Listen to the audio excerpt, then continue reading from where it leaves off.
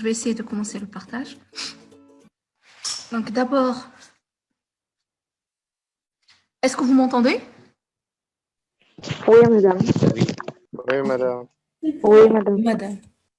Ok, donc comme j'ai dit la dernière fois, donc on va commencer d'abord avec la révision avant d'entamer le deuxième chapitre. D'accord? Donc on commence avec les questions. Donc vous pouvez utiliser le chat, vous pouvez utiliser bien sûr vos micros, mais à tour de rôle.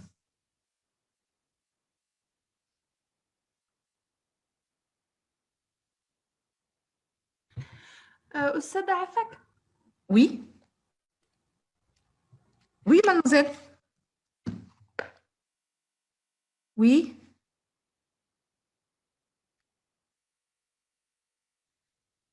Est-ce qu'il y a un problème? J'entends rien. C'est Fayrouz, c'est ça? Qui pose la question.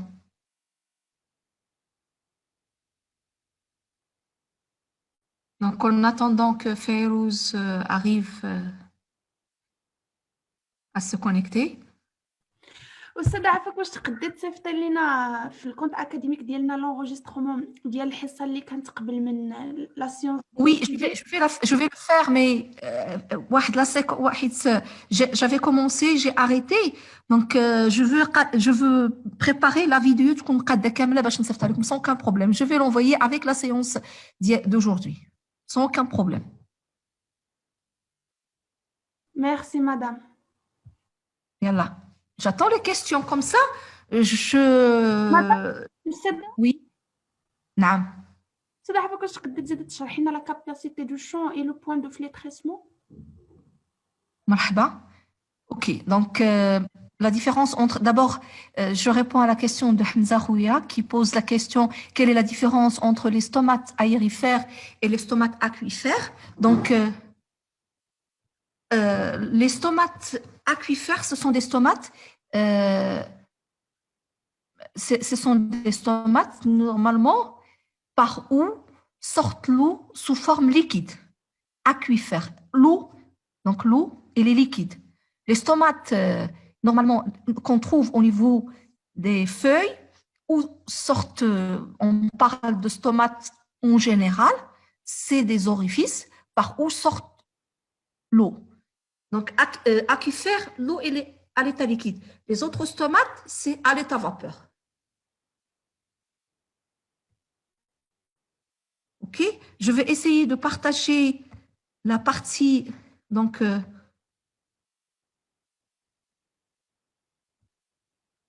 première partie du cours.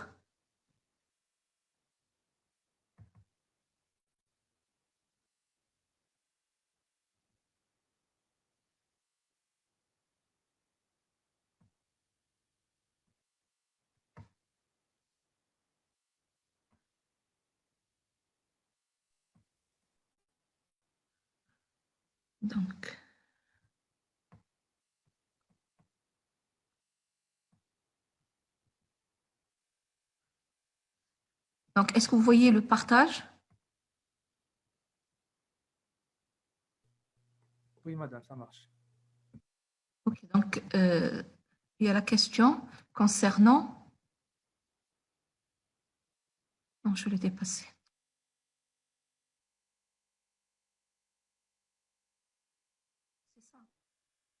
C'est la quantité d'eau disponible dans le sol. C'est-à-dire quelle est la différence entre la capacité au champ et le point de flétrissement. C'est ça la question? Donc, je reviens à définir. Donc, on veut répondre à la question comment quantifier l'eau disponible dans le sol. Donc, l'eau qui existe dans le sol, il est sous forme, je reviens, sous forme libre, soit sous forme liée. Donc, l'eau liée, elle est liée par des forces osmotiques ou des forces matricielles. Des forces matricielles, c'est des forces, ce que j'ai dit, des forces physiques. Des forces osmotiques, c'est des forces chimiques. Donc, comment on va quantifier cette eau disponible, donc il y a plusieurs paramètres pour définir, pour quantifier cette eau disponible. Donc, la capacité maximale de rétention ou de saturation, la capacité au champ, le point de flétrissement, la réserve utile. Donc, j'arrive au schéma, vous avez devant vous, où on a schématisé un sol, où il y a des particules, où il y a de l'eau, et je donne l'exemple d'un seau que je remplis de sol. Ce sol, il y a des trous en bas. Je vais mettre de l'eau jusqu'à ce que l'eau sorte d'en bas, qu'elle soit lessivée. Je vais la récupérer en bas. Donc, c'est ce que j'appelle l'eau de gravité ou de saturation. Ça veut dire que j'ai un seau, par exemple, de 30 kg et je veux mettre 20 litres.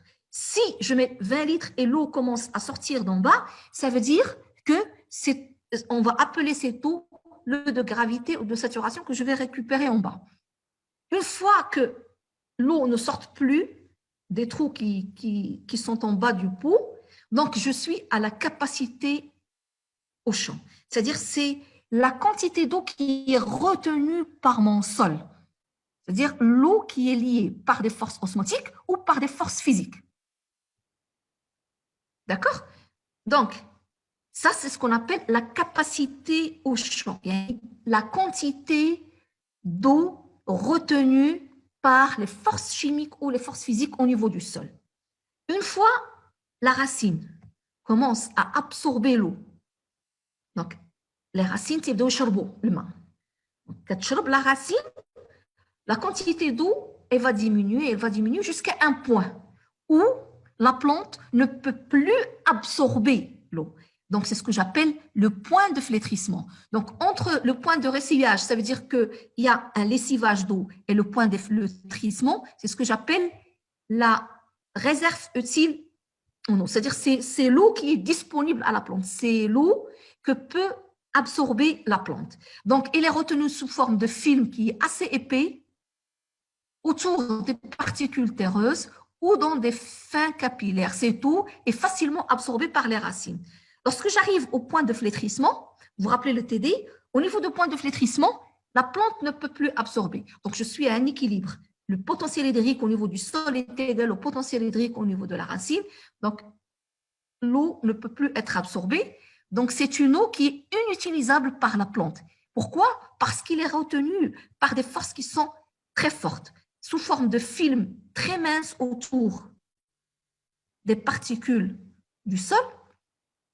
Cette eau, elle est trop énergétiquement retenue et ne peut être absorbée. Donc, au niveau du point de flétrissement, le flétrissement, c'est donc تتدبل la plante.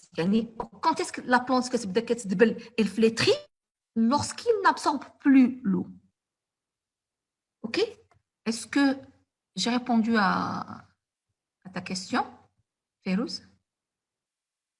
Oui, madame. أستاذة عفاك كيفاش كنبغيو نكالكوليو لا ريزيرف اوتيل واش كناخذوا هذيك la réserve utile? Oui, c'est ça. Donc, la réserve utile, normalement, on va calculer, normalement, on va utiliser ce triangle. Donc, j'avais normalement un exercice sur ça qu'on n'a pas traité. Et je ne l'ai pas préparé sur la diapo. Je l'ai sur papier. C'est pas grave. Je vais essayer d'expliquer sur le triangle. Donc, qu'est-ce qu'on a? Donc, la réserve utile, elle est donnée. Donc, il y a des chercheurs qui ont travaillé sur plusieurs types de sols. Et l'eau, normalement, qu'est-ce qu'on a dit? Que l'eau retenue dans le sol, elle est retenue par des forces chimiques ou des forces physiques. Mais qu'est-ce qui domine? C'est les forces physiques. Et la force matricielle est importante. C'est pourquoi on met le potentiel hydrique au niveau du sol est égal au potentiel matriciel ou de pression. Le potentiel de pression, il dépend de quoi? Il dépend de la structure et de la texture du sol. C'est-à-dire la composition, il est composé de quoi? D'argile, de limon, de sable. Et donc les chercheurs, ils ont étudié les types de sols, et ils ont fait ce triangle qui, normalement, selon le pourcentage en argile, en limon et en sable, on a une valeur. Cette valeur, il va nous donner quelle est la quantité d'eau qui peut être retenue par ce sol et qui est utilisable par la plante. C'est la réserve utile, ça veut dire que c'est la quantité d'eau qui est retenue par un type de sol et qui est utilisable par la plante. Normalement, si je vous donne un sol qui est constitué de 28% d'argile, de 55% de limon et de 17%, je suis dans ce rectangle qui est normalement 1,80 mm par centimètre de terre fine. Donc, je dois savoir combien j'ai en pourcentage d'argile, de limon, de sable pour que je puisse calculer la réserve utile en eau. Donc, actuellement, il y a des laboratoires qui font des prélèvements pour calculer la réserve utile, pour calculer, donc d'abord pour déterminer quelle est la structure, la texture du sol, et à partir de cette détermination de structure-texture, ils peuvent déterminer la réserve utile et font des analyses physico-chimiques pour déterminer la teneur en minéraux également, le pH du sol. Donc, je vous donnerai des exemples de ces analyses lorsqu'on arrivera à la partie nutrition minérale. D'accord? أستاذة يعني دابا لا ريزيرف اوتيل هي لا كونتيتي ديال لو اللي كيقدر لو السول ياخدها في كل سنتيمتر. ماشي اللي يقدر كي بو اتر روتونو بار سنتيمتر دو تير فين ولكن نورمالمون حنا ما بريزونطاش هكذا اون لا بريزونت شحال عندي في لو شون ديالي اون هكتار وتنقول لك في l'hectare شحال بو اتر روتونو اون eau et comme ça bien sûr je dois d'abord déterminer les besoins de la plante en eau. Si maintenant je vais planter une culture qui consomme l'eau, je dois être sûr que je suis dans un sol, que mon sol peut retenir l'eau, suffisamment d'eau pour servir à la croissance et le développement de cette plante, c'est-à-dire pour répondre aux besoins de la plante en eau. Si c'est une culture qui ne demande pas d'eau, dans ce cas, il n'y aura pas de problème.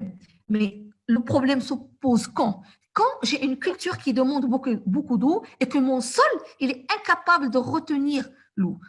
Dans ce cas, je dois multiplier la fréquence d'irrigation. Je dois irriguer en grande quantité pour permettre à la plante d'absorber suffisamment ou ses besoins en eau. D'accord, merci madame. Madame, Oui. S'il vous plaît, j'ai une question pour la réserve utile. واش ماشي هي la quantité d'eau disponible pour la plante, non? C'est la quantité d'eau disponible. Il y a la quantité d'eau disponible, utilisable. C'est la quantité d'eau disponible. Parce que la quantité, normalement, ce que j'ai là. Mais pour votre explication, j'y prends que tu expliques la capacité de champ. C'est ça. La capacité au champ, ça englobe l'eau disponible et l'eau non disponible. Donc, l'eau retenue dans le sol, il y a la capacité au champ. L'eau retenue dans le sol, il y a la capacité au champ. Il y a une eau qui est disponible et une eau qui n'est pas disponible. Donc, l'eau disponible, c'est ce qui va être absorbé par la plante, utilisé par la plante. Au-dessus du point de flétrissement, j'ai une eau qui est retenue par le champ, par les particules du sol, mais qui n'est pas disponible à la plante parce qu'il est énergétiquement, c'est-à-dire fortement, on a des liaisons qui sont très fortes. C'est l'exemple que j'ai donné là. Il y a de l'eau, mais cette eau n'est pas disponible à la plante. Donc, la réserve utile, il y a l'eau disponible. La capacité au champ, il y a l'eau retenue. C'est toute la totalité de l'eau retenue au niveau du sol, que ça soit disponible ou non disponible. Madame? Oui. Est-ce que la capacité maximale de rétention, c'est la capacité au champ? La capacité au champ. J'ai la question, pardon? La différence entre la capacité maximale de rétention et la capacité... La saturation. La capacité maximale de rétention ou de saturation. Il y a la capacité, les deux termes, capacité maximale de rétention ou de saturation, capacité au champ ou de rétention. يعني هنا j'ai mis eau de saturation, on a dit eau de rétention. Il y a une petite différence, il y a l'eau qui va ruisseler et que je vais normalement récupérer en bas. Ce qui est à retenir, c'est que la capacité au champ, il faut que vous reteniez ça, la capacité au champ, il y a l'eau retenue par le sol sous forme d'eau liée. On a l'eau qui est libre et j'ai l'eau liée. D'accord? L'eau liée par des forces osmotiques, des forces matricielles. C'est l'eau retenue par des forces. L'eau retenue par les forces matricielles et par les forces osmotiques, elle est négligeable devant l'eau retenue par les forces matricielles. D'accord? Oui. Donc la capacité, retenez la capacité au champ. Ce que je veux, je n'ai la capacité au champ, je n'ai la réserve utile, je n'ai le point de flétrissement. D'accord? L'eau de gravité ou de saturation, il y a l'eau qu'elle fout le maximum et j'ai une eau qui va ruisseler, que je vais récupérer en bas. OK? D'autres questions?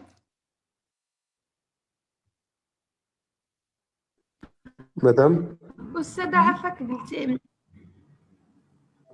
Férouz, c'est Férouz. Laissez les autres parler. Laissez les autres poser des questions. Aoutani, tu peux poser la question.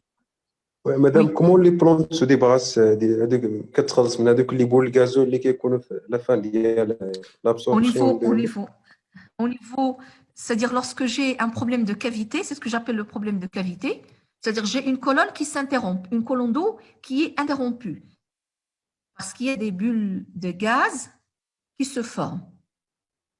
Donc, il va éviter l'élément vasculaire qui est obstrué, qui est normalement bloqué. Donc, là, j'ai la bulle de gaz qui va bloquer le passage. Donc, il va l'éviter tout simplement, il va passer par un autre vaisseau. D'accord? Il y a également, c'est que la nuit, lorsque la transpiration elle est faible,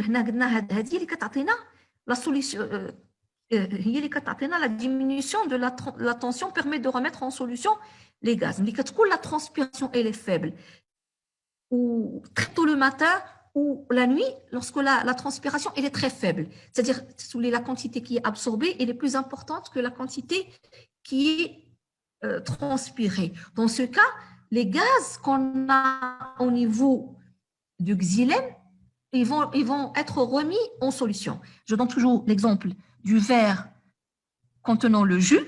Lorsque j'ai moins de jus et je continue toujours à sucer avec la même force, il y a des bulles de gaz qui vont se former. Donc, si j'ajoute de jus dans mon verre, c'est-à-dire que j'absorbe plus et je transpire moins, je suce moins et je remets du jus dans le verre, ces bulles de gaz vont disparaître. C'est ce que j'ai appelé remettre en solution les gaz dans le xylème. Et donc, en quelque sorte, la cavité, il est contrôlé, mais il y a également la possibilité de contourner l'élément qui est normalement bloqué par ces gaz, et donc contourner en attendant la dissolution du gaz. D'accord? Merci, madame. Parfait.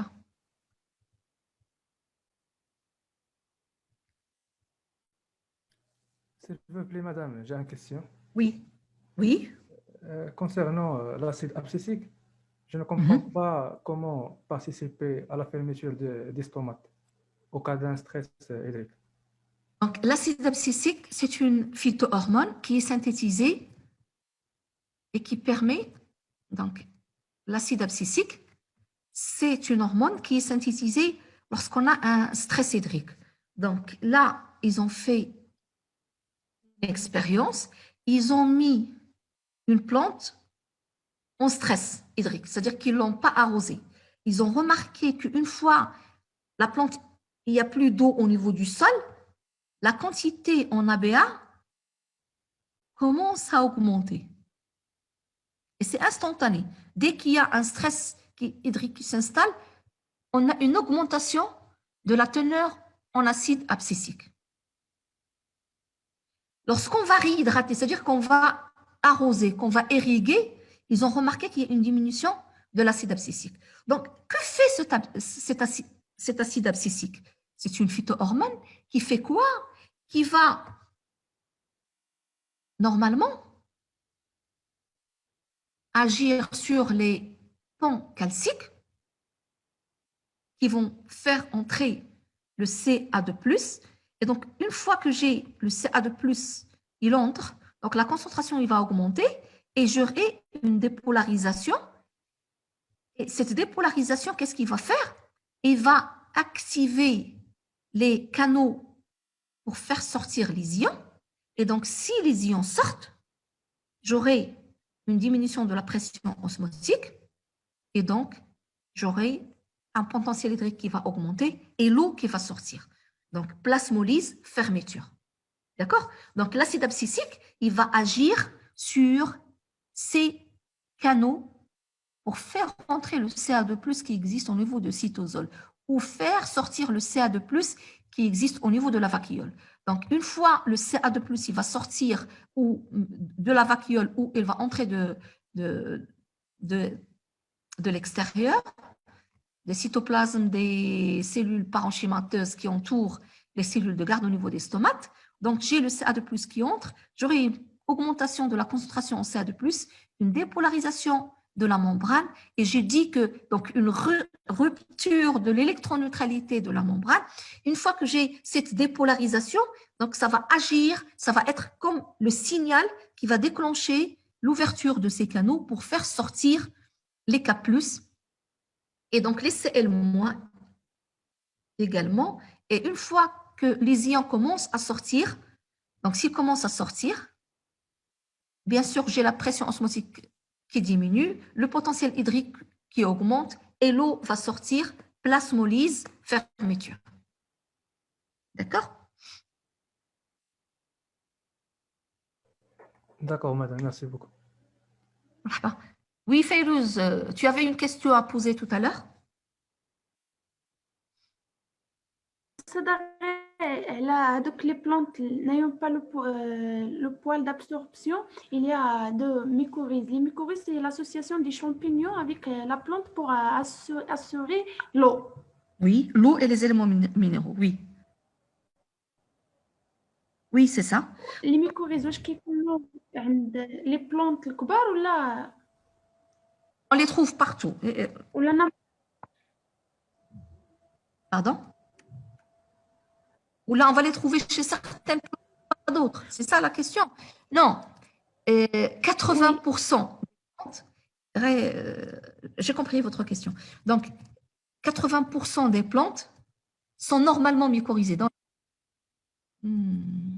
Où j'ai parlé de ça. Donc, 80% des plantes sont mycorhizées. C'est-à-dire, la mycorhisation, c'est un phénomène qui est naturel, qui existe au niveau du sol. Une fois qu'il y a des racines, il y a des champignons mycorhiziens, il y aura la symbiose. D'accord?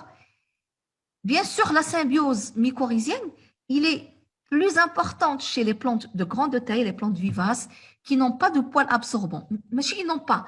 Les poils absorbants, ils sont en faible quantité parce qu'une plante qui est âgée, on va dire de 30 ans, il y aura des racines les plus anciennes. Les racines les plus anciennes, ils vont être lignifiées. Il n'y aura plus de poils absorbants au niveau de ces racines. Mais les nouvelles racines qui se forment toujours, il y aura toujours des poils absorbants.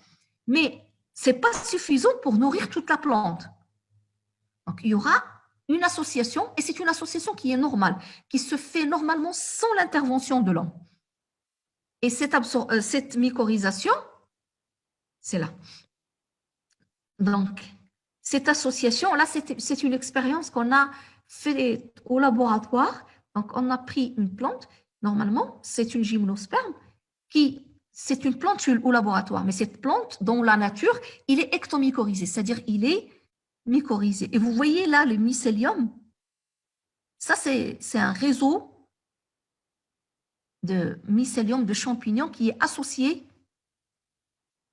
normalement aux racines et qui va permettre à la plante d'augmenter la surface d'échange avec l'eau et d'absorber le maximum d'eau et de sels minéraux.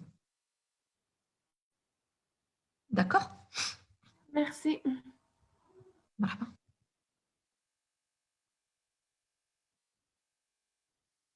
D'autres questions?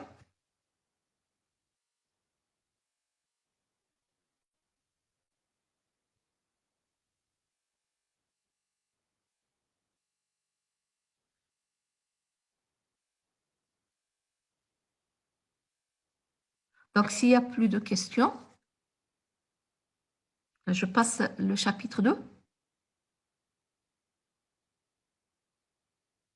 Mais je poserai quand même une ou deux questions pour savoir. Madame, Oui, est-ce que vous pouvez répéter les mécanismes d'ouverture des stomates, s'il vous plaît?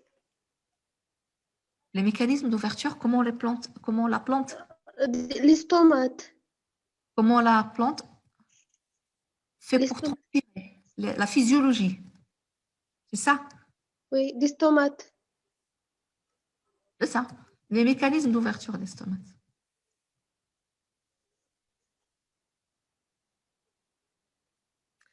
Donc,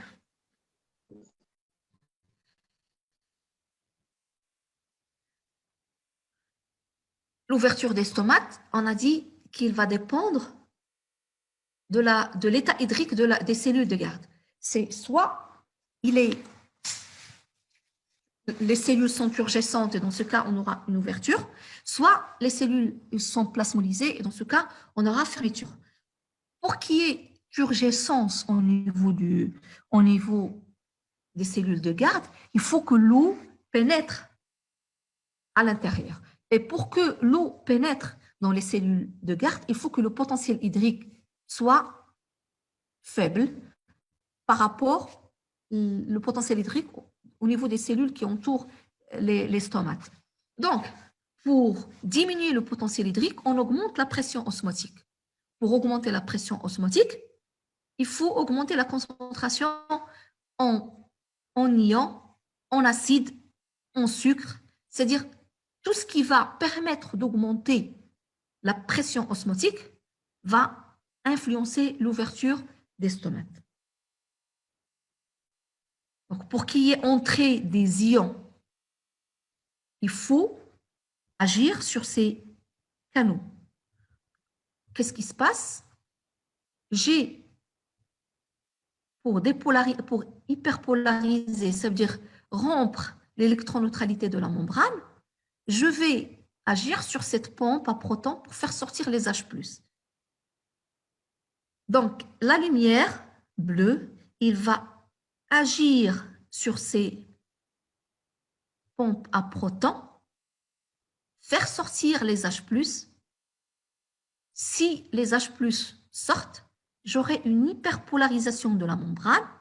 Cette hyperpolarisation va agir sur les canaux potassiques, sur les canaux pour faire entrer encore l'H+, NO3-, sur les canaux qui agissent sur le Cl-, et donc, j'aurai une entrée des ions. Donc, le gradient électrochimique, il y a l'hyperpolarisation, permet l'entrée de K+, donc les ions entrent, j'aurai la pression osmotique qui augmente, le potentiel hydrique qui diminue, et donc l'eau va entrer. Une fois l'eau va entrer, j'aurai la turgescence. Donc, cette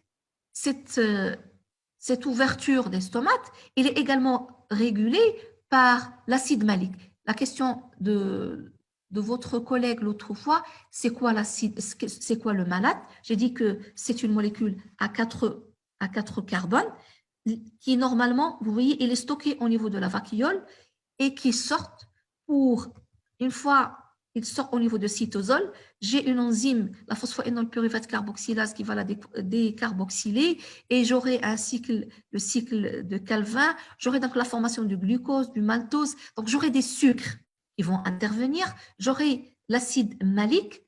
Tout ça, ça va faire quoi? Ça va augmenter la pression osmotique. Donc là, pour montrer l'effet de la lumière qui active les points. Qu'est-ce que j'ai au niveau? Donc, j'ai au niveau de mes cellules de garde des photorécepteurs. Des photorécepteurs, ça veut dire des protéines qu'on appelle les phototropines, phototropine et phototropine 2, qui sont sensibles à la lumière bleue. Donc, en présence de la lumière, ces photorécepteurs sont activés, vont relâcher une protéine, la P1433. Cette protéine, une fois elle est relâchée, il va phosphoryler la partie terminale de la pompe à protons.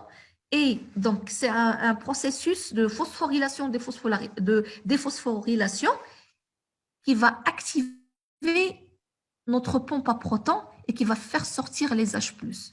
Et donc, la hyperpolarisation, vous voyez là le potentiel d'action au niveau de la membrane, c'est-à-dire le potentiel électrochimique, il est inférieur ou égal à moins 100 millivolts. Et c'est cette hyperpolarisation qui va agir sur les canaux potassiques pour faire entrer le K+. Et là, vous voyez l'entrée des K+, la sortie des malates de la vacuole. Donc, j'aurai une diminution du potentiel hydrique et une augmentation donc une entrée de l'eau, augmentation de la pression de turgescence et une ouverture des stomates. D'accord? Madame, Oui. madame, Merci. entre la force aussi et la force matricielle et capillaire. La différence entre la force osmotique et la force matricielle. Donc, Au capillaire. tout ce qui est osmotique, lorsque je parle d'une force osmotique, un potentiel osmotique, je fais toujours intervenir des solutés. D'accord? C'est des molécules qui vont, dont la concentration, lorsqu'il va augmenter, il va agir sur la pression osmotique. Donc ça, c'est chimique. Donc les forces osmotiques, c'est chimique.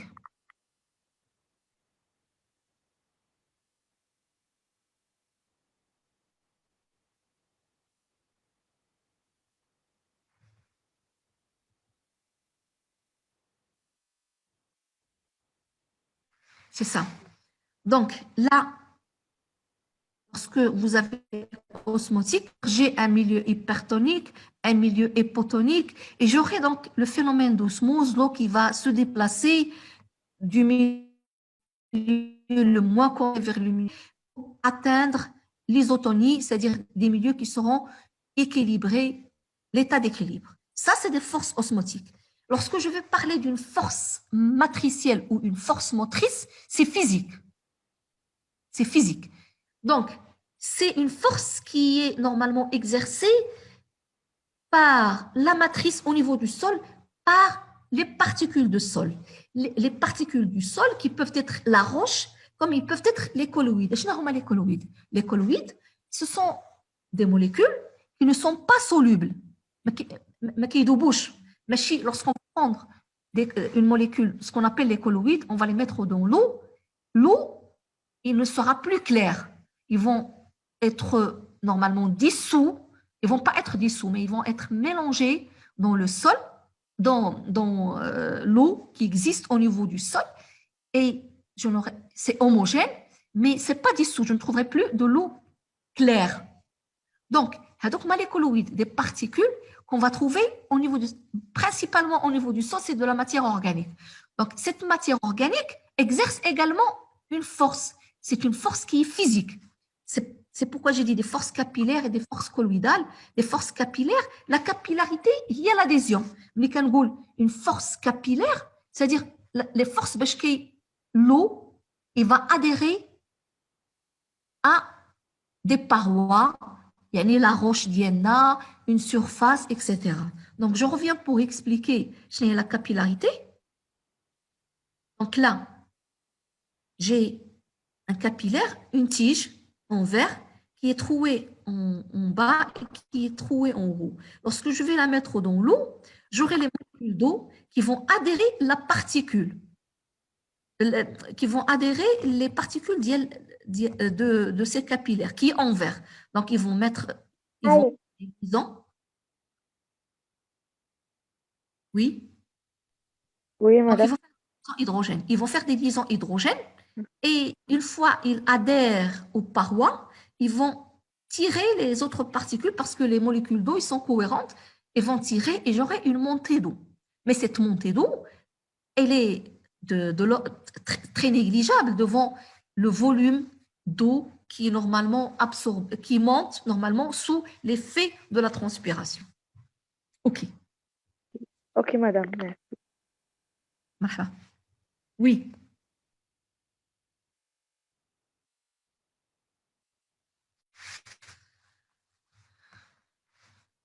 Donc, j'allais vous poser la question.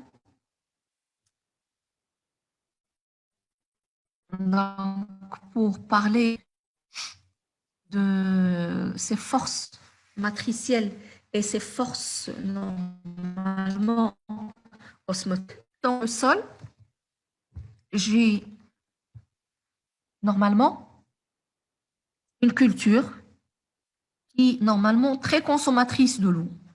On va dire le pastèque. Et j'ai un sol qui est sableux. Un sol sableux. Je suis là. Un sol sableux. Et j'ai une culture, normalement, qui est très consommatrice de l'eau.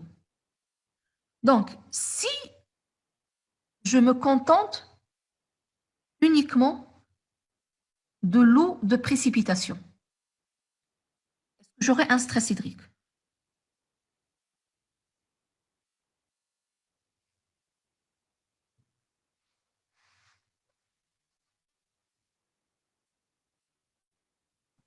Répétez la question, madame, s'il vous plaît. Donc, si normalement, je vais cultiver des pastèques dans un sol où c'est un sol qui est sableux.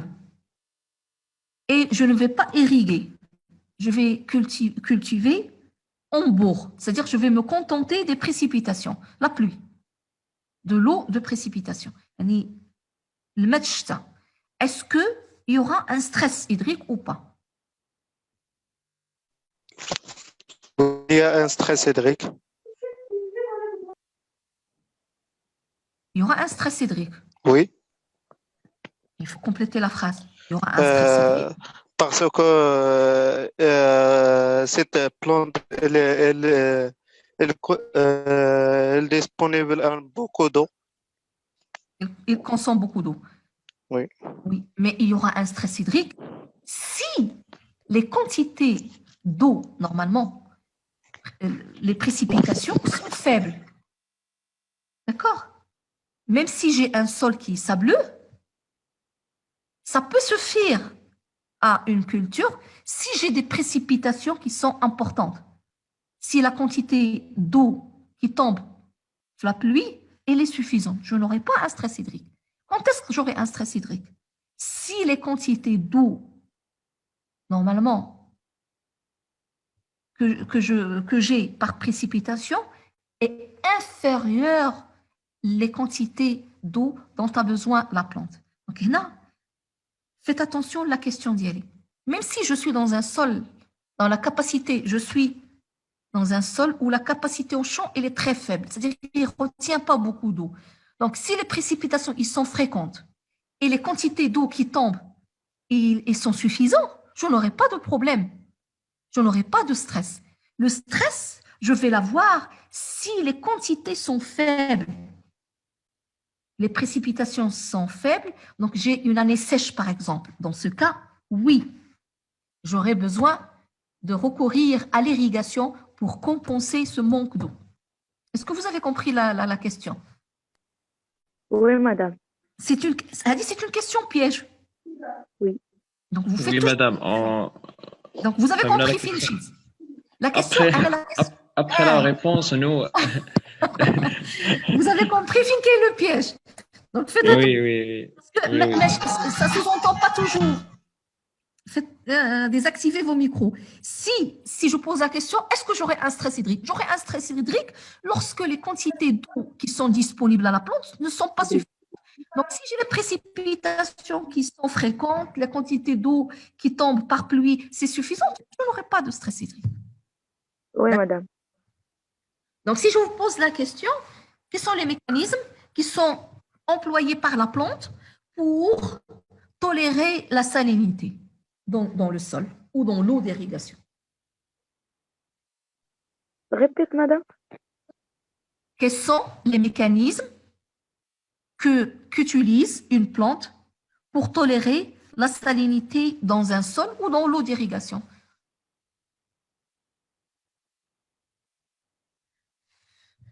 Que fait la plante pour tolérer le sel? Les quantités de sel, les teneurs en sel qui sont importantes dans le sol.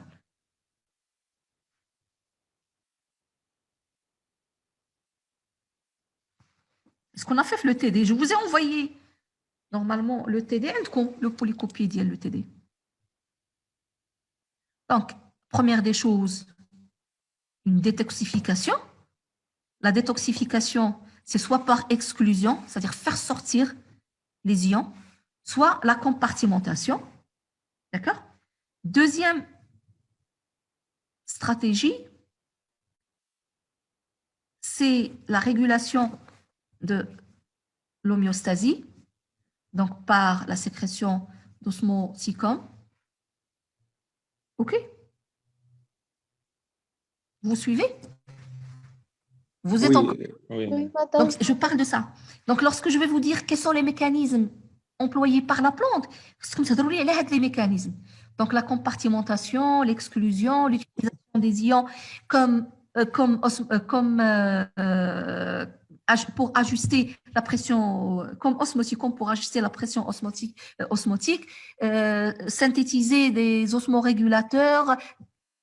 Ça, c'est des mécanismes normalement pour lutter contre le stress. C'est des mécanismes physiologiques employés par la plante pour lutter contre un stress salin. D'accord? Donc, vous avez des questions?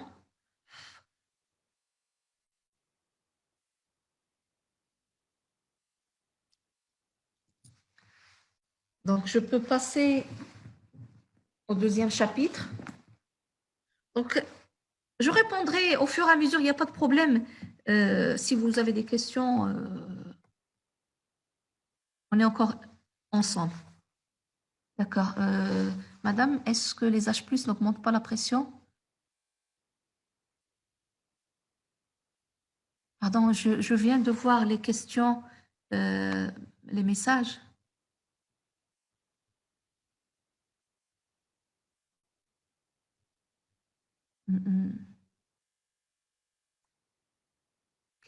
Quelle est la différence entre l'eau de gravitation et l'eau capillaire et l'eau hygroscopique?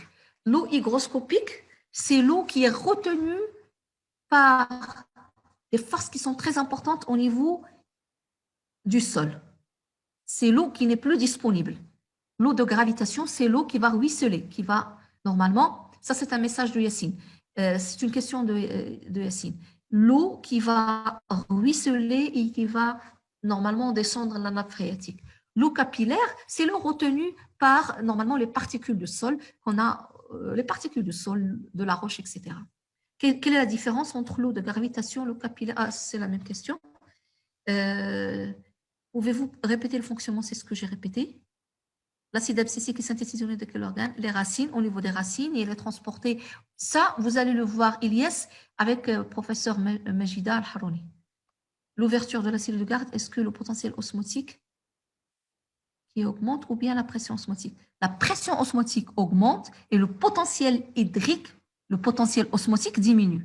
Donc, la pression osmotique, il va augmenter et le potentiel osmotique va diminuer. Pourquoi? Donc, le potentiel hydrique a deux, trois composantes. Le potentiel hydrique, un potentiel osmotique, un potentiel de pression et un potentiel de gravité.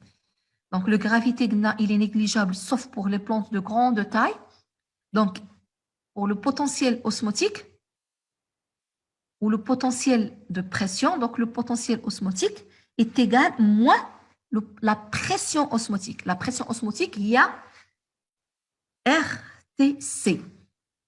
Donc, si la concentration augmente, la pression osmotique augmente, mais le potentiel osmotique, il diminue puisque j'ai moins RTC.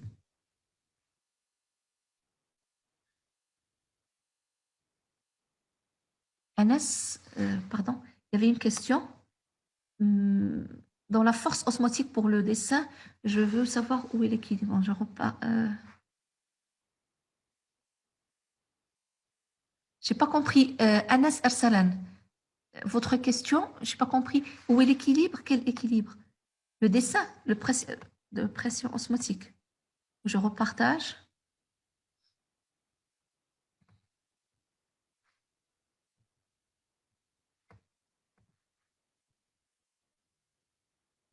C'est ça?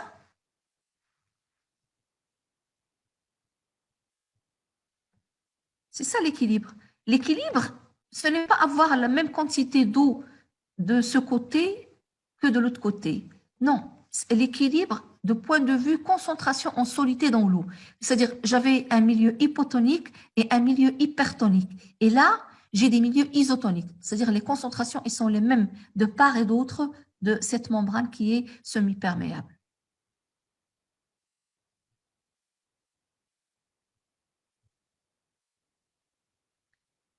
Je vais arrêter le partage. Est-ce qu'on peut dire qu'il y a une relation entre la pression osmotique et le potentiel hydrique? Bien évidemment, le potentiel hydrique ou le potentiel de pression ou le potentiel matriciel et le potentiel matriciel ou potentiel de pression et le potentiel osmotique. Donc, il y a ou le potentiel osmotique ou à moins pression osmotique. Est-ce que les H+ n'augmentent pas la pression osmotique? Non.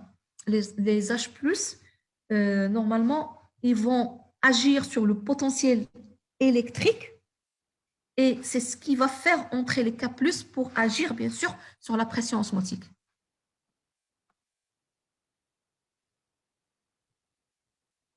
Oui, un oui. Est-ce que les H+ n'augmentent pas? La même question. Oasis, quel est le mécanisme dans lequel la plante rejette la plante rejette ses déchets? Elles sont recyclées au niveau, c'est ce que j'ai dit, sont recyclées au niveau de la vacuole. Donc, il y a une vacuole où il va les dégrader, où il va les recycler.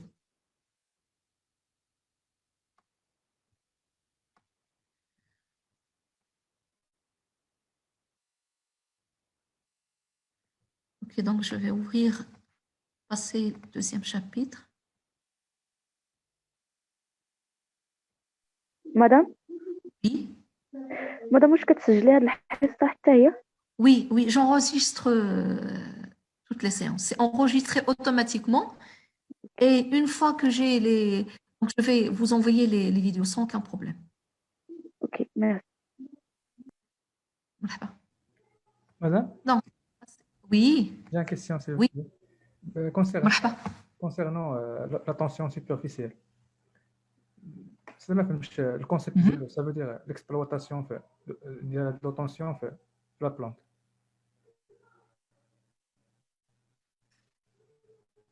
Je vais réexpliquer. Il y a des propriétés de l'eau qui font que l'eau, elle est importante. Les liaisons hydrogènes confèrent à l'eau une certaine propriété, la cohésion ou l'adhérence. هذو les deux propriétés les plus importantes. Et là, la tension superficielle, ça veut dire, si je fais le rapport, partager, bon, je fais un deuxième partage.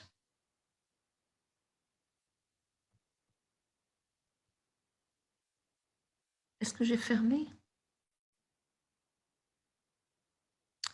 Oui, pardon, je vais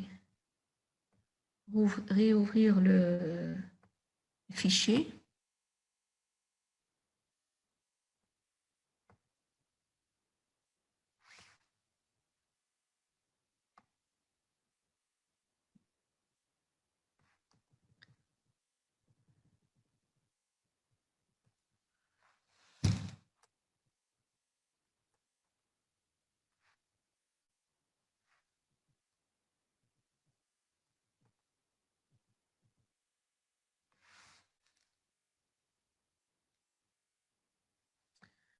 Donc,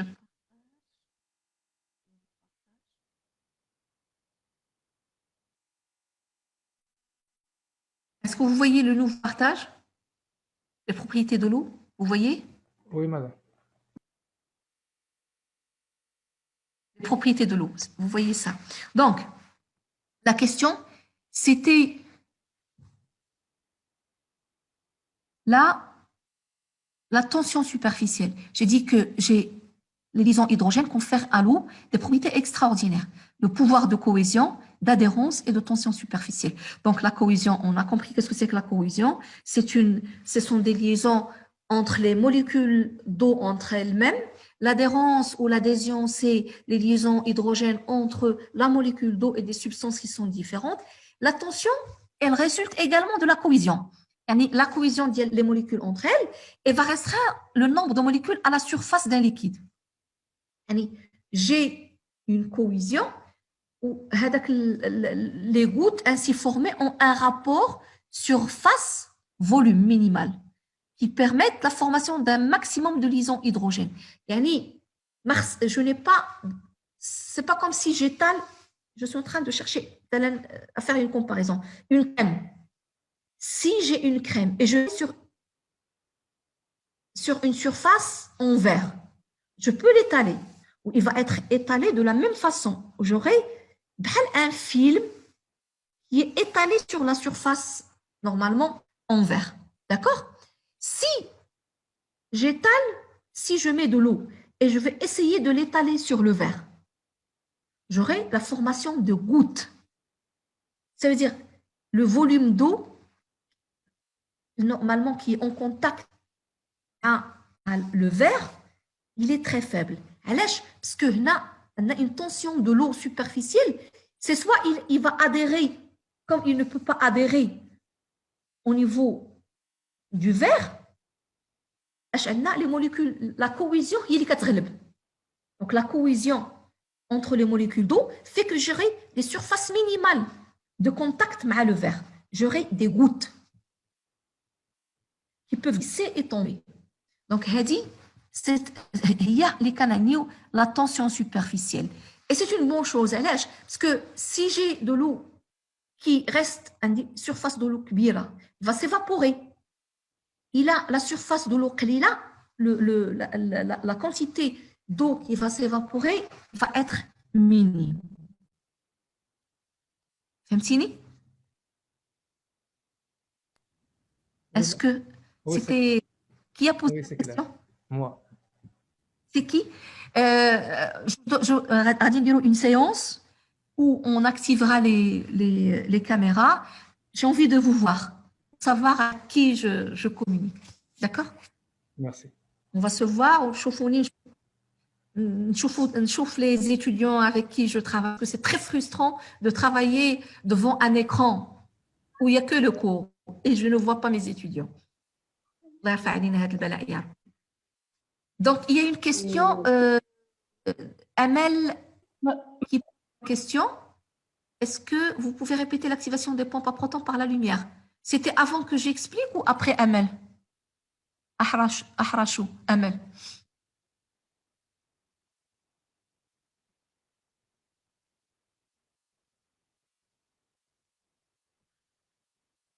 Donc, c'est clair pour l'activation.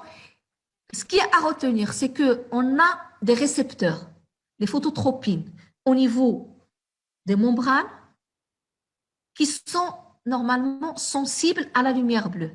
Une fois ils captent la lumière bleue, ils vont libérer une protéine. Cette protéine, il va phosphoryler ou déphosphoryler les pompes à protons et c'est ce qui va activer ces pompes à protons. C'est ce qui est à retenir. Ok, je passe.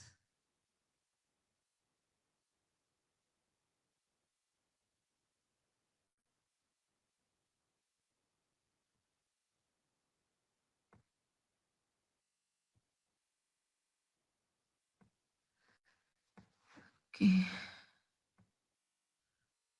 Je vais arrêter et reprendre.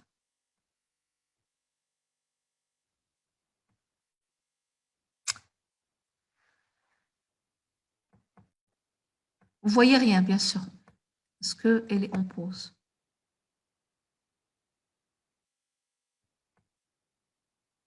Si je fais ça. Est-ce que vous arrivez à voir le partage? Vous voyez Pas la encore. nutrition minérale? Pas encore. Ok, je vais fermer, revoir.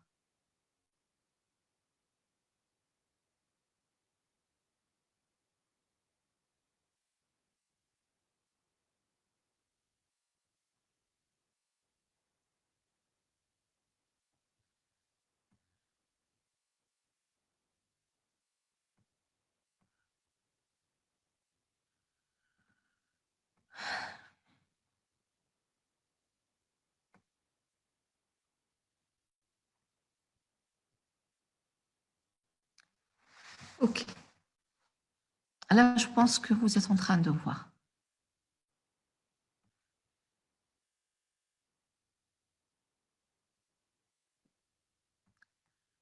Pour garder la partie discussion claire, je ne vais pas faire diaporama. Donc, le chapitre, donc on a terminé avec la nutrition hydrique. Donc, dans la nutrition hydrique, on a vu les propriétés de l'eau disponible dans le sol, comment la plante il absorbe l'eau, comment il est transporté horizontalement, verticalement, selon les phénomènes qui sont derrière cette montée de l'eau, les problèmes normalement qui peuvent surgir s'il y a un transport de la sève brute, etc. Madame, Donc là, on va passer. Oui, question. oui, marhaba. Est-ce que le phénomène de capillarité,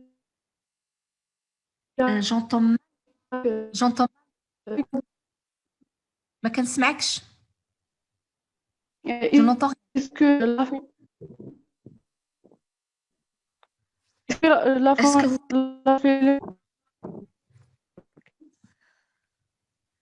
est-ce que tu peux écrire ta question? Parce que D'accord, je, madame. je n'arrive pas à entendre.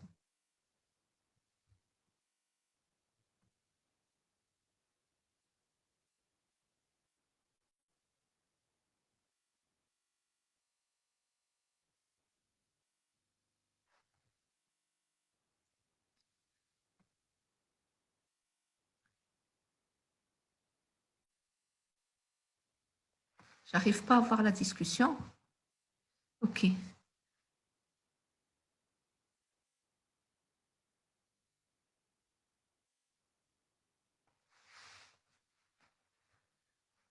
Donc, en attendant que votre collègue écrive sa question, donc je commence par dire, est-ce que la capillarité lorsque l'eau fait une lésion avec la paroi de xylème? Eh bien, la mienne, j'ai rien compris. Est-ce qu'on on a la capillarité lorsque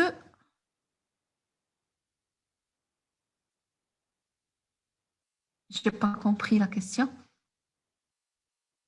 Est-ce que quelqu'un de vous a compris la question de votre collègue?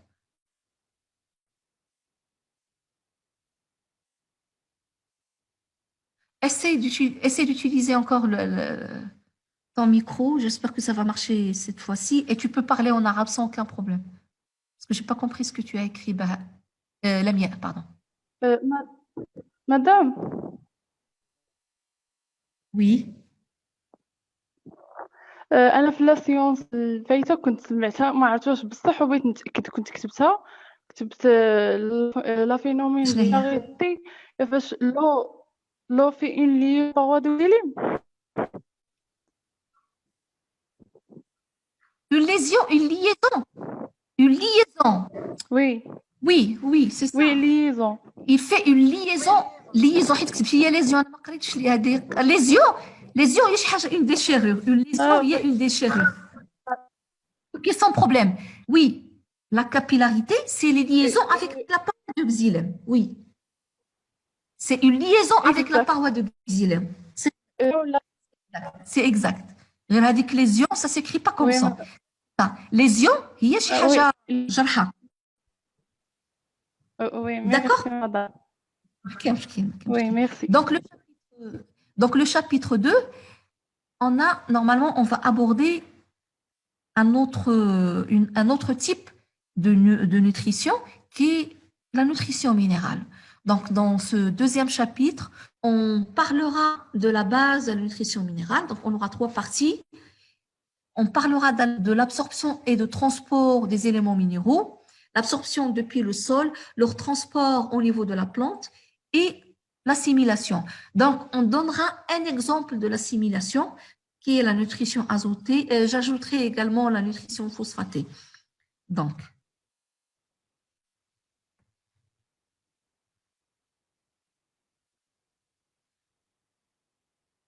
on passe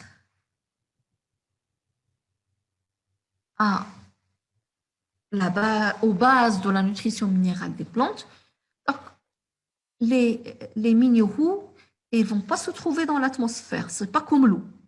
L'eau, on a dit que la plante absorbe l'eau qui existe au niveau de l'atmosphère ou au niveau du sol.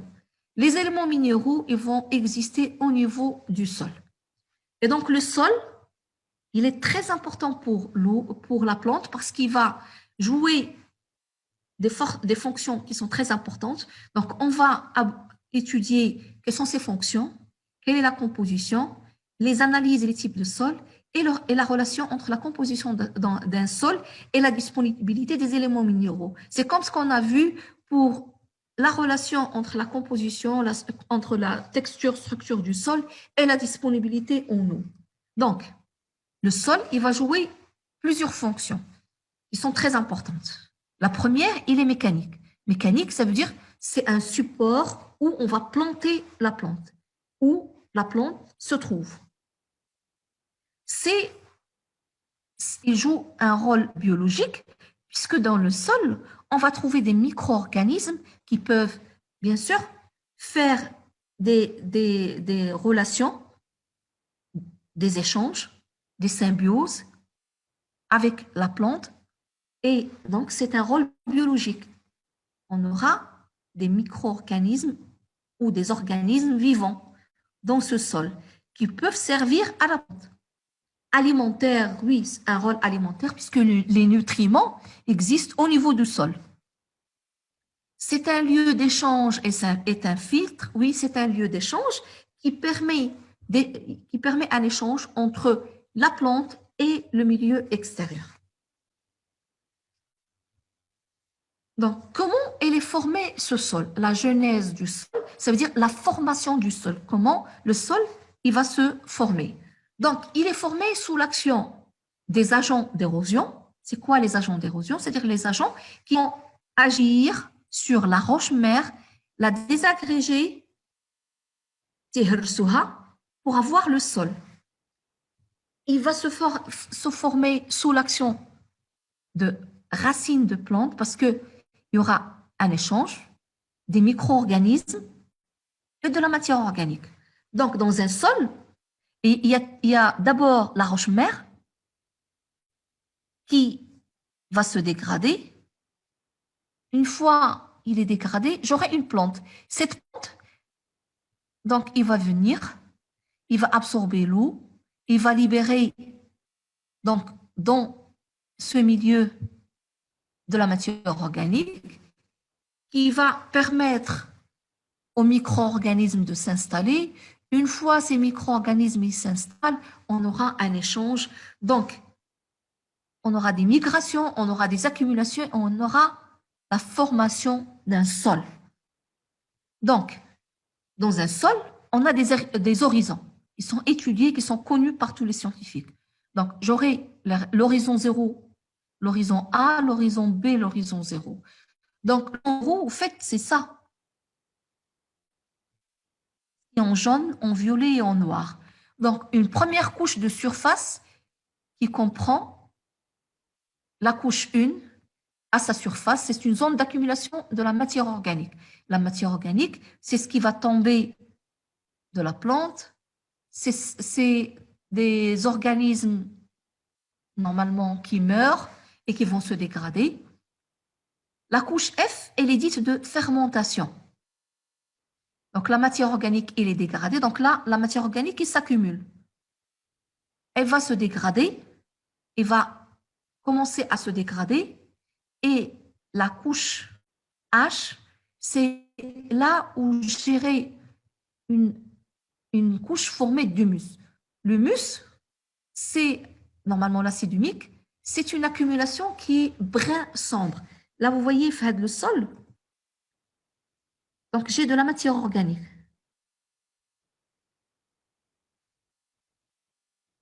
La matière organique, lorsque il est encore fraîche, une feuille qui tombe, elle est d'abord, normalement, elle peut être verte, elle peut être desséchée, et puis cette couleur marron va devenir de plus en plus sombre. C'est comme, est-ce que vous avez déjà vu la tourbe?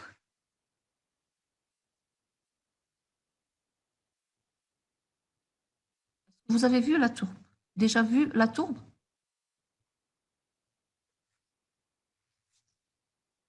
Donc la tourbe, c'est normalement la matière organique qui va être dégradée. Et une fois que la matière organique il est dégradée, vous avez toujours le partage. Vous avez toujours le partage? Oui, madame. Oui, madame. Oui, madame. J'ai l'impression que vous dormez. Vous suivez? Vous suivez?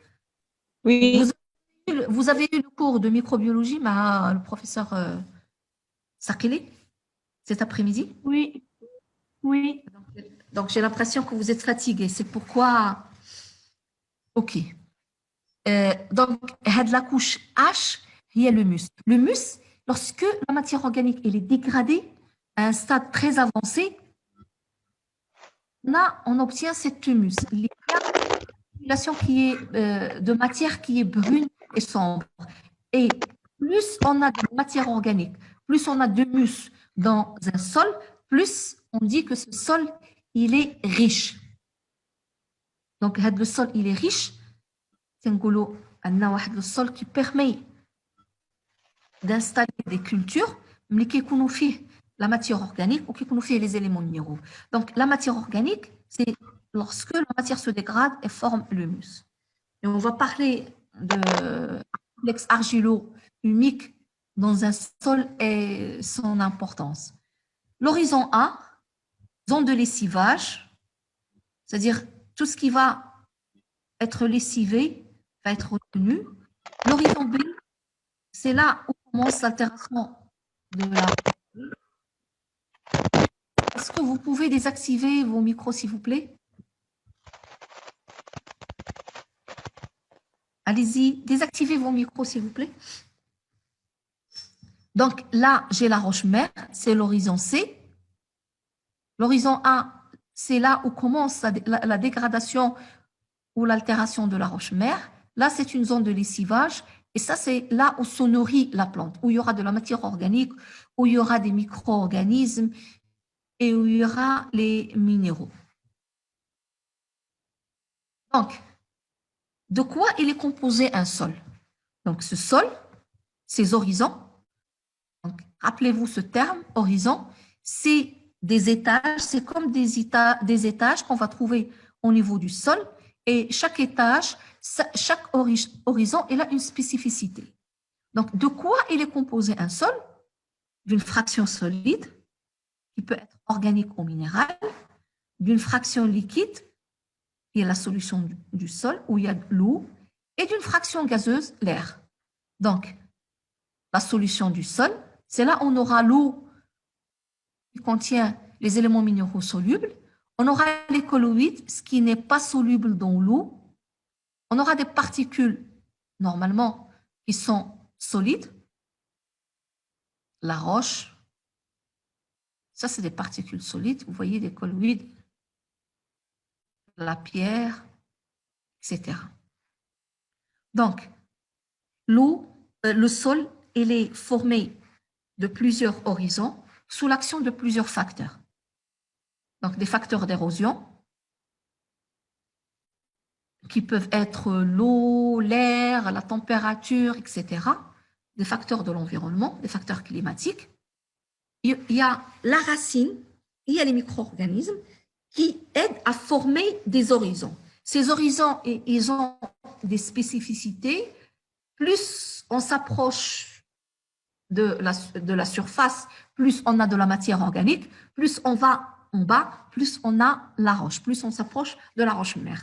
Ce sol, il est composé de quoi? Il est composé de 3 fractions. Une fraction solide, une fraction liquide, une fraction gazeuse. Donc, la fraction gazeuse, c'est l'air. La fraction solide, elle peut être organique, colloïde ou des particules minérales. La fraction liquide, c'est la solution du sol. Donc, ce sol, avant de cultiver, avant de planter, d'installer une culture, on fait une analyse. Cette analyse, elle peut être physique, elle peut être chimique. L'analyse physique, il va nous permettre de savoir et de déterminer, normalement, quelle est la structure, quelle est la texture de notre sol. Pardon.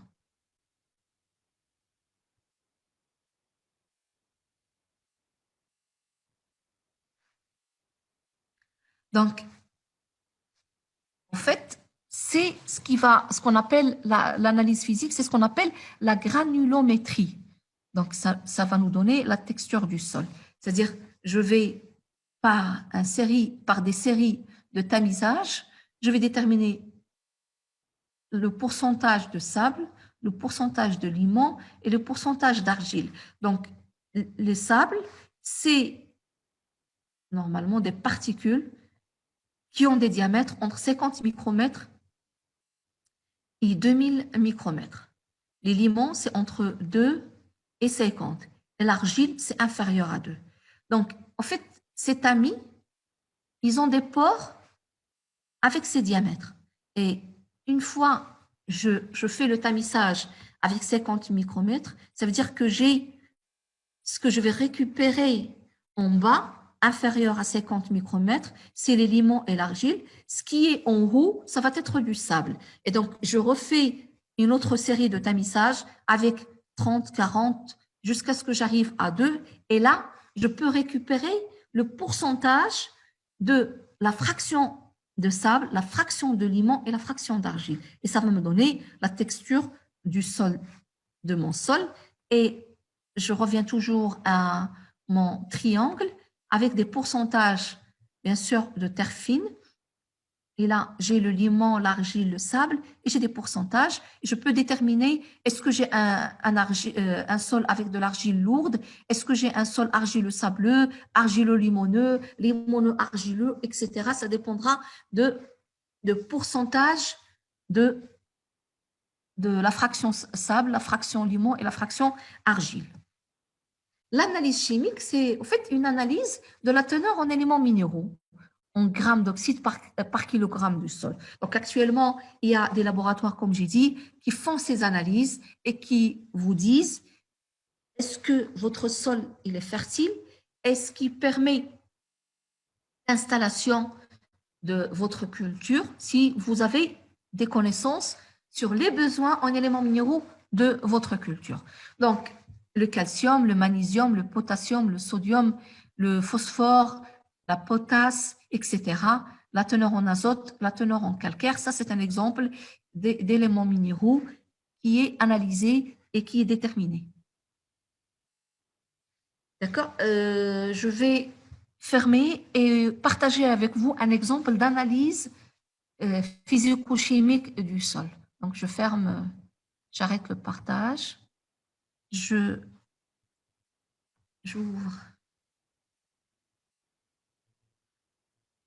un autre document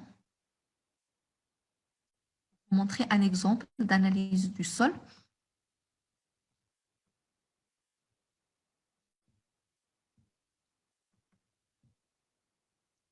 Donc, il est en format PDF. Je vais essayer de partager et j'espère que vous allez pouvoir voir ces analyses.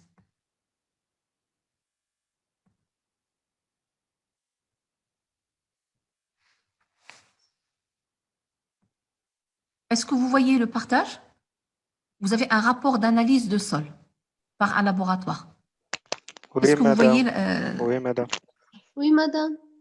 donc là, vous avez l'horizon. Vous voyez, ils ont fait des prélèvements. L'horizon H1, l'horizon H2. C'est-à-dire de 0 à 30 cm, je suis l'horizon H1. Ils ont prélevé entre 30 et 60 mètres. Donc, ils ont prélevé des échantillons qu'ils ont ramenés au labo. Ils ont fait des analyses. Donc, la première analyse, c'est une analyse physique. Il nous dit quel est le pourcentage en argile, en limon fin, en limon grossier, en sable grossier. Donc, ça nous donne au niveau de l'horizon 1, H1, que j'ai de limon sableux. Ça se confirme au niveau de l'horizon H2.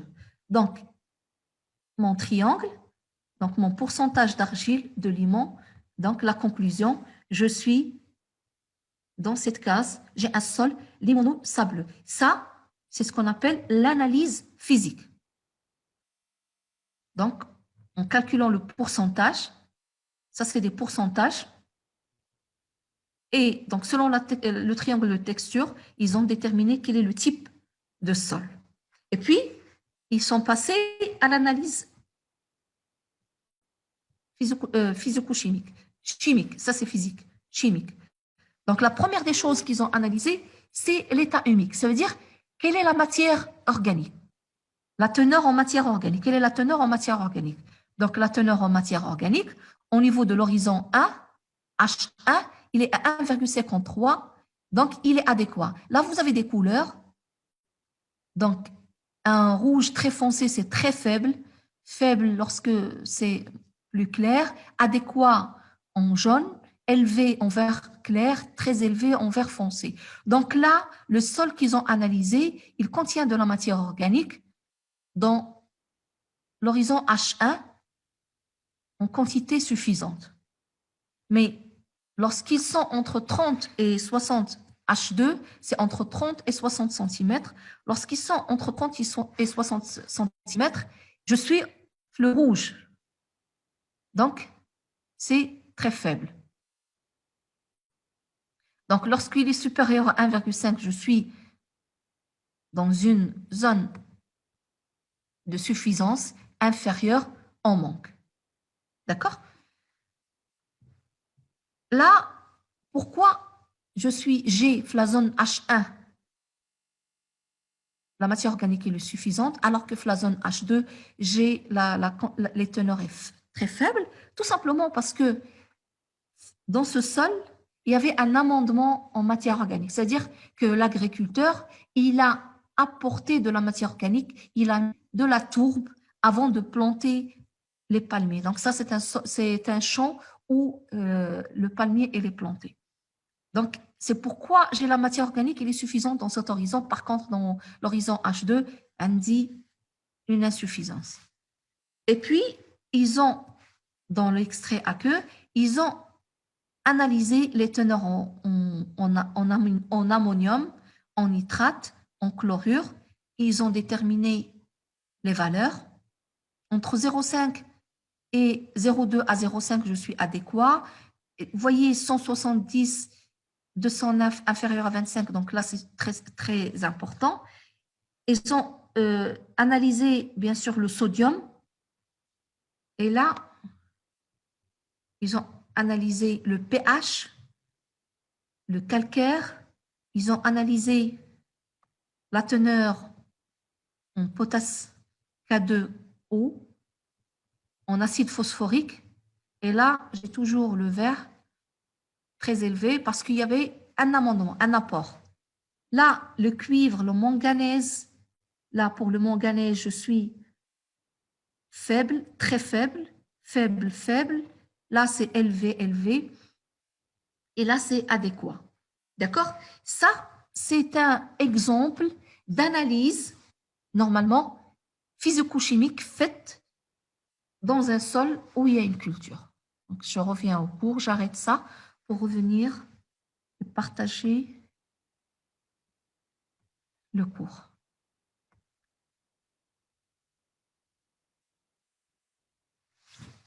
Donc, dans un sol, il y a des éléments minéraux. Ces éléments minéraux donc, vont être absorbés par la plante et servir à la croissance et au développement de la plante. Donc, les plantes, ils vont absorber les éléments minéraux qui sont sous forme d'ions solubles dans l'eau. Donc, les éléments minéraux doivent être solubilisés dans la fraction liquide. D'accord? Cette solubilité de l'élément minéral dans la solution du sol, il va dépendre de plusieurs facteurs. La première, c'est la composition du sol, la température, le pH et les interactions avec d'autres ions.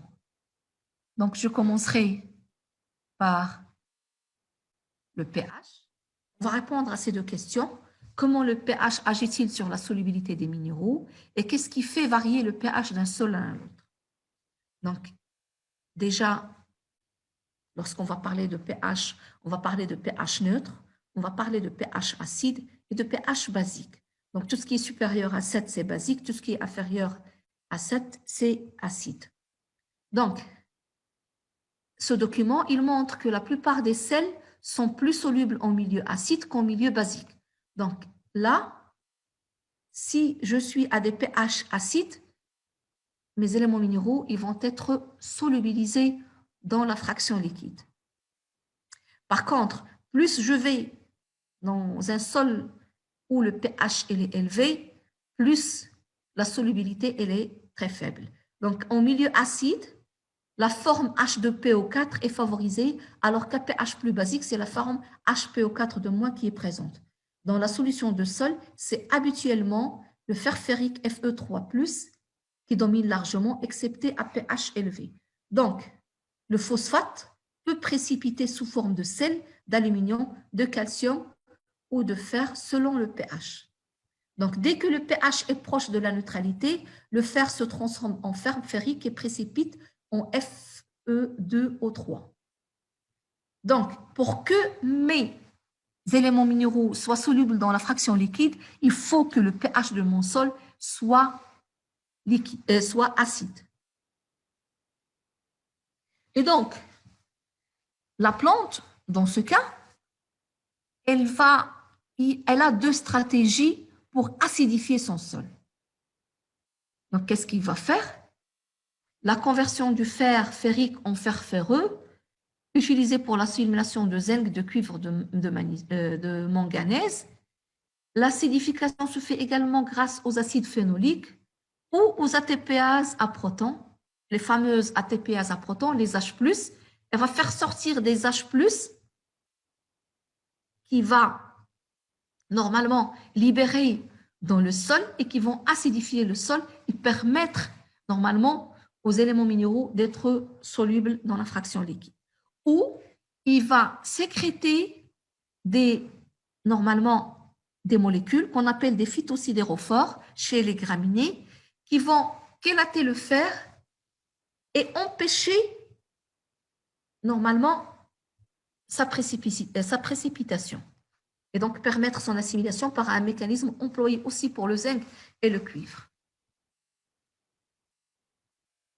Vous êtes encore là? Oui. Qu'est-ce qu'on fait? On arrête parce que j'ai l'impression que... Est-ce qu'on arrête ou je continue?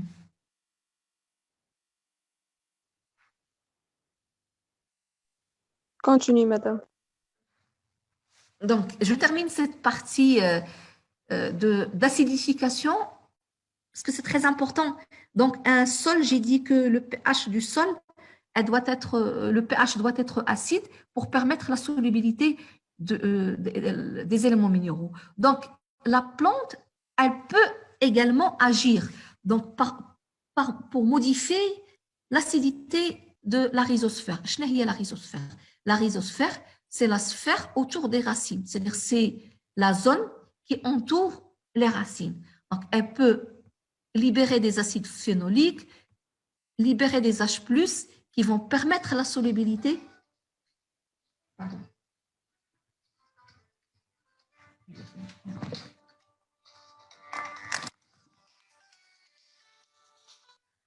Donc, qui vont permettre à qui vont permettre aux éléments minéraux d'être solubilisés dans la fraction liquide. Mais en plus des acides phénoliques et des H+, la plante peut bien sûr libérer des molécules qui chélatent. شنو هي chélater? Chélater, c'est prendre. C'est-à-dire بحال كتاخذ شي حاجه كتكمش فيها، تاخذها ما تخليهاش تبريسيبيتي. Donc pour que le fer ne précipite pas, ne forme pas des sels, il va le chélater pour le mettre à la disposition de la plante pour qu'il l'absorbe. Donc ça existe naturellement. Ces sécrétions de phytosidorophores qui permettent de chélater le fer. Mademoiselle, Mais actuellement, oui, répétez s'il vous plaît, c'est quoi la rhizosphère? la rhizosphère, c'est la zone qui entoure la racine. C'est la zone qui entoure la racine. Donc, au niveau de la racine, donc sphère, rhizo, c'est racine. Sphère, c'est la partie du sol qui entoure la racine. C'est la rhizosphère.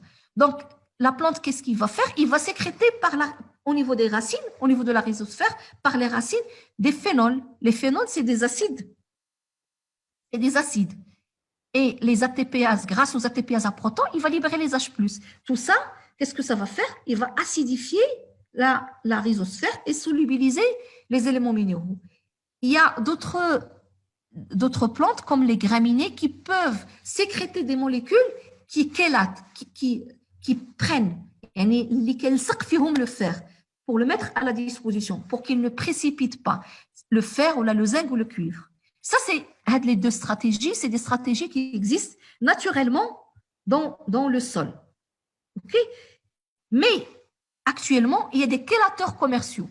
Il y a beaucoup de fertilisants chimiques, notamment en microéléments, renferment des chélateurs.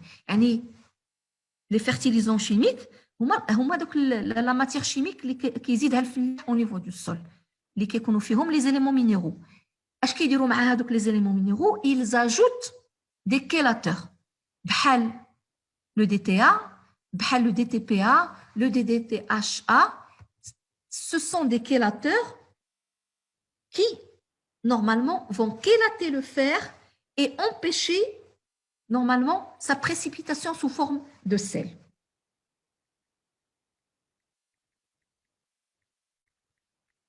Est-ce que c'est clair? Donc, quel est le rôle joué par ces chélateurs? C'est qu'ils améliorent la disponibilité des éléments minéraux. Comment ils améliorent la disponibilité des éléments minéraux? C'est-à-dire qu'ils vont les rendre solubles dans la fraction liquide et ils les mettent à la disponibilité de la plante. Elles empêchent la précipitation de ces éléments minéraux en sel. Et donc, qu'est-ce qu'ils font? Elles réduisent également la toxicité de certains éléments minéraux. C'est le cas d'ions complexés par des macromolécules tels que les acides humiques, par exemple. Donc, il y a des éléments normalement qui sont toxiques s'ils s'associent avec d'autres ions. Bien sûr, elles empêchent la lixiviation des ions. C'est quoi la lixiviation des ions? C'est le lessivage. Le lexivia, c'est quelque chose qui normalement va sortir d'un liquide. C'est une solution liquide qui va sortir d'une solution, d'un composé normalement qui est fait de la matière sous forme liquide et sous forme solide. Le lexivia, بحال شي حاجه كتقطر من هي اللي كتقطر اللي كان جو سي با ما عرفتش نقولها بالعربيه. غنعطيكم ليكزامبل شنو تفكرتو دابا. Les déchets ménagers. Les déchets ménagers, lorsqu'on va les mettre dans une poubelle, il y aura un liquide qui va sortir. هذاك هو le lexivia. شي حاجه qui est lessivée et qui va descendre. Donc, empêche la lixiviation des ions, ça veut dire empêche les ions d'être lessivés et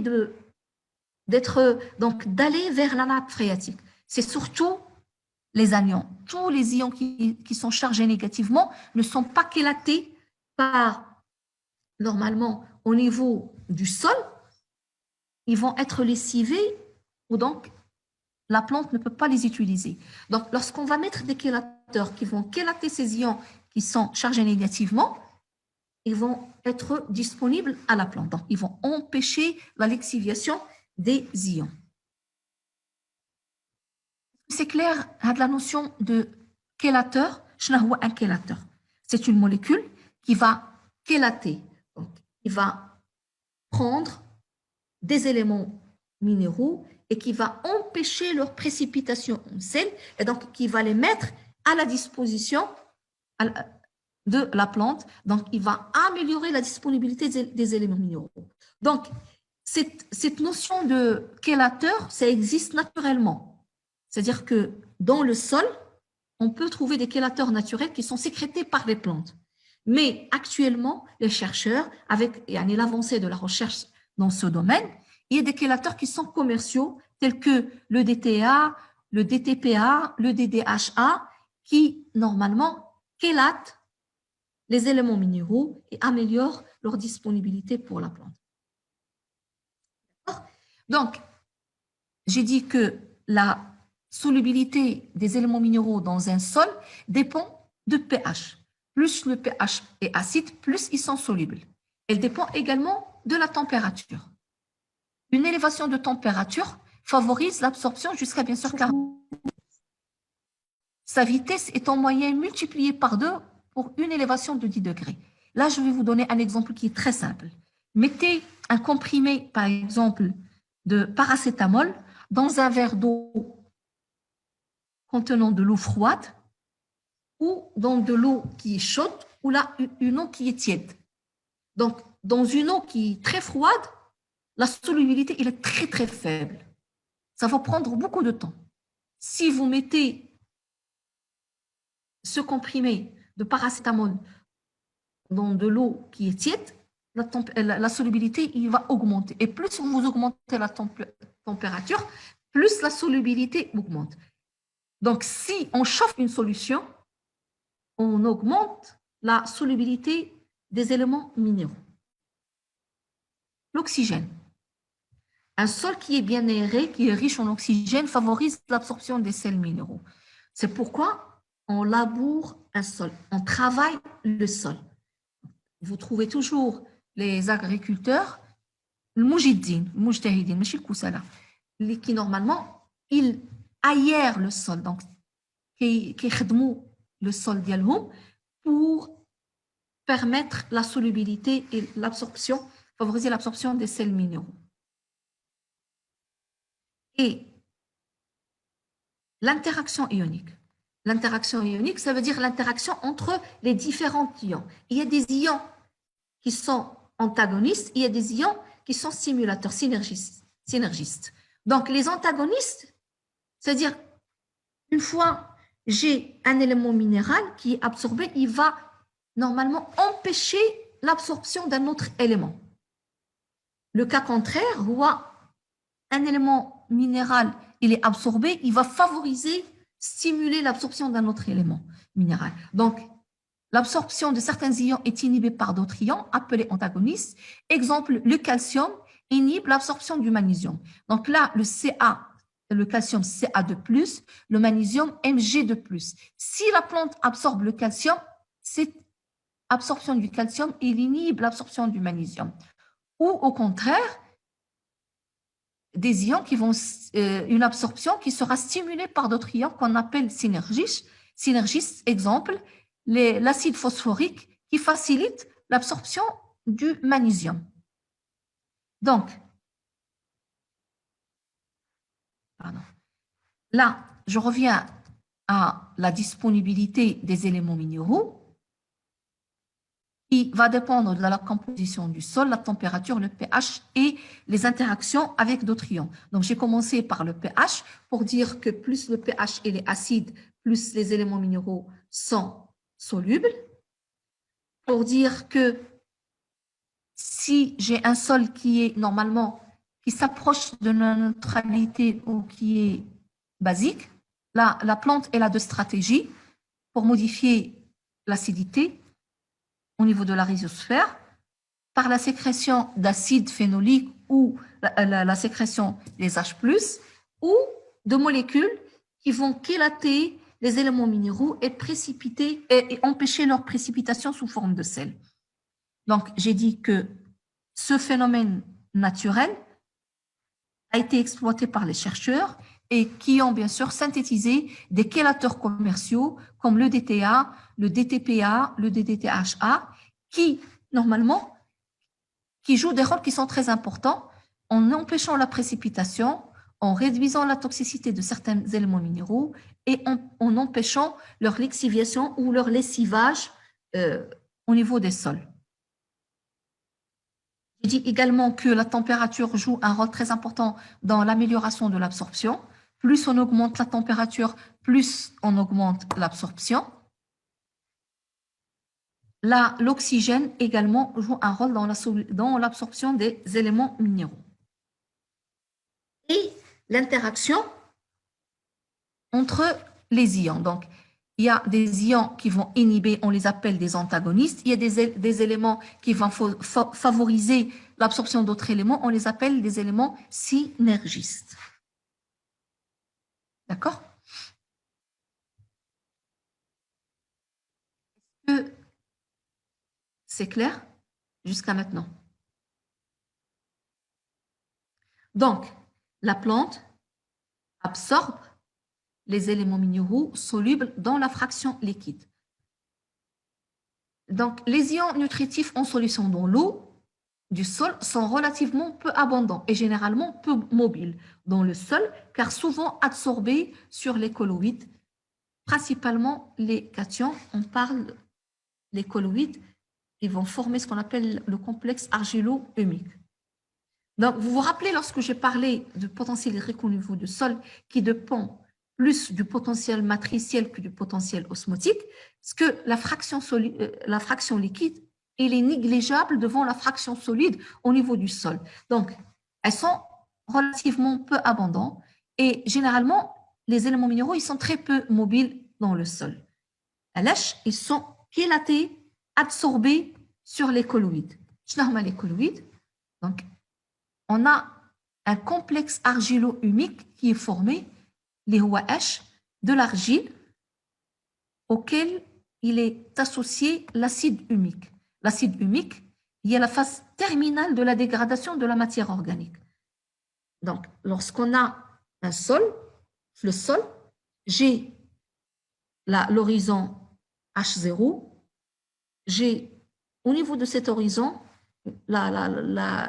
l'étage la plus superficielle où il y a la matière organique qui tombe, il s'accumule, début de dégradation de la matière organique sous l'action de micro-organismes, et j'ai la dégradation définitive et la formation de l'acide humique lié avec la matière qui est brunâtre.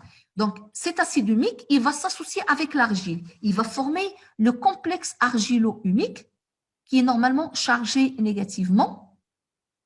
Et sur ce complexe argilo-humique, on a l'absorption de tout ce qui est chargé positivement. Et bien sûr, le NO3, par exemple, le nitrate, ils sont chargés négativement, ils ne vont pas être absorbés, ils vont être lessivés et normalement, la plante ne peut pas les utiliser.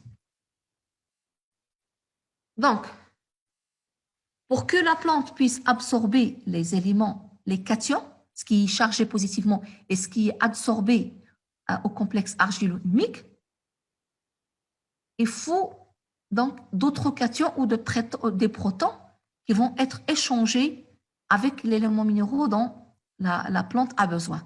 Donc, il va libérer des H+, il va récupérer des K+. Ça, c'est le rôle d'échange. Lorsque je vais parler des fonctions du sol, le rôle d'échange.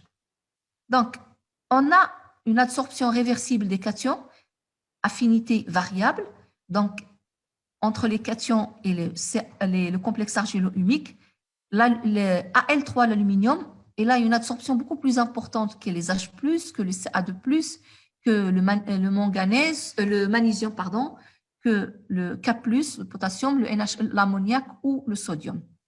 Donc, les anions ne sont pas absorbés et sont lessivés dans le sol, exemple les NO3-, les nitrates, ou absorbés via des cations di ou trivalents. Donc, ils vont s'associer avec d'autres ions pour qu'ils ne soient pas lessivés. Donc là, on a l'eau autour des particules, on a l'air, on a l'eau qui est normalement disponible à la plante, les particules du sol, les racines. Donc, qu'est-ce qui se passe?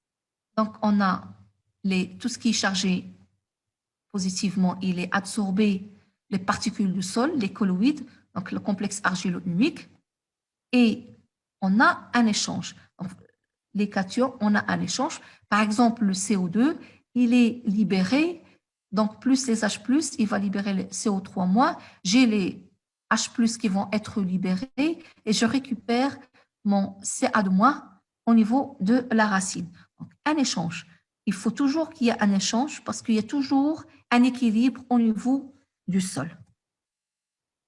Donc, les colloïdes ont un rôle essentiel dans la fertilité d'un sol, car ils peuvent fixer les ions apportés par les engrais. Donc, je vais apporter des ions qui vont être fixés sur la matière organique et mis à la disposition de la plante. Donc, les colloïdes créent ainsi une structure favorable à la nutrition d'une plante. C'est pourquoi j'ai dit tout à l'heure qu'un sol riche en matière organique est un sol fertile.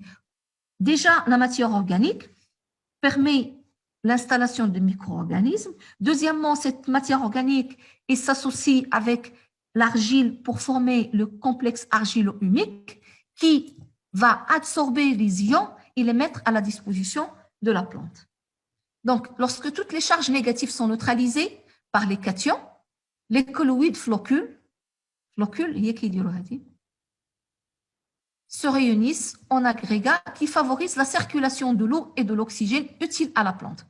Donc, vous voyez que cette matière organique, lorsque les charges négatives sont neutralisées, il ne va pas rester dispersé, il va floculer et on aura plus d'espace pour la circulation de l'eau et de l'air.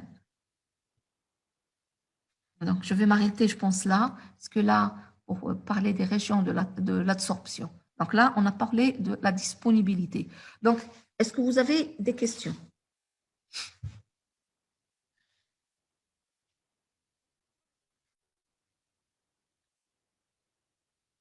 Vous êtes encore là?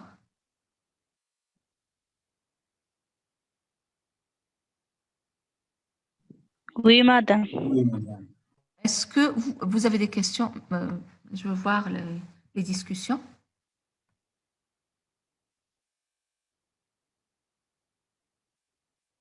J'ai perdu. Oui, elle est là.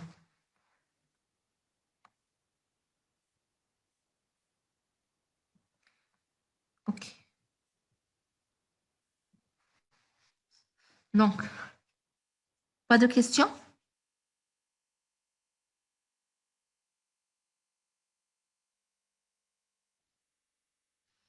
D'accord. Donc, si vous n'avez pas de questions, donc je vais arrêter. Inch'Allah, si vendredi demain, là, vous avez le cours avec Monsieur le Razi, donc peut-être samedi, sinon, je vais essayer de programmer pour la semaine prochaine, Inch'Allah, la suite. D'accord? D'accord, madame. Et alors, au revoir et reposez-vous. Essayez de réviser et de faire toujours les fiches de synthèse. J'ai les vidéos bien faites, je vais les partager avec vous. D'accord? Yallah, merci. À vous aussi, les étudiants. Oui, merci. Merci à vous pour votre patience. Merci, madame.